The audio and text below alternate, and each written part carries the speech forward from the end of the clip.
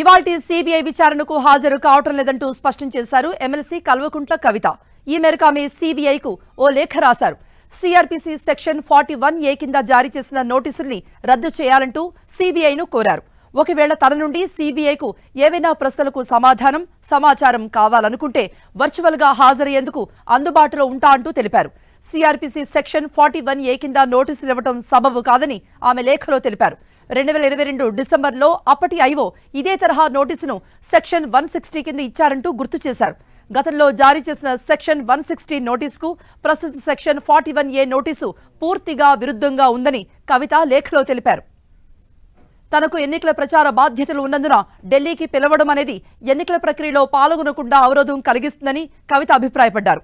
ఇది తన ప్రజాస్వామిక రాజ్యాంగ హక్కులకు భంగం కలిగిస్తుందన్నారు. సిబిఐ చేస్తున్న ఆరోపణల్లో తన పాత్ర లేదన్న కవిత పైగా కేసు కోర్టులో పెండింగ్లో ఉందని తెలిపారు.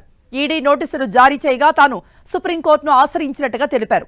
ఆ కేసు సుప్రీంకోర్టులో పెండింగ్లో ఉందని, తనను విచారణకు పిలవబోమని అదనపు సొలిసిటర్ జనరల్ సుప్రీంకు హామీ ఇచ్చారని గుర్తు చేశారు. సిబిఐ దర్యాప్తునకు ఎప్పుడైనా సహకరిస్తా అని, కానీ 15 నెలల విరామం తర్వాత ఇప్పుడు పిలవడం, సెక్షన్లు మార్చడం అనేక అనుమానాలకు తావిస్తోందంటూ కవిత అనుమానాలు వ్యక్తం చేశారు.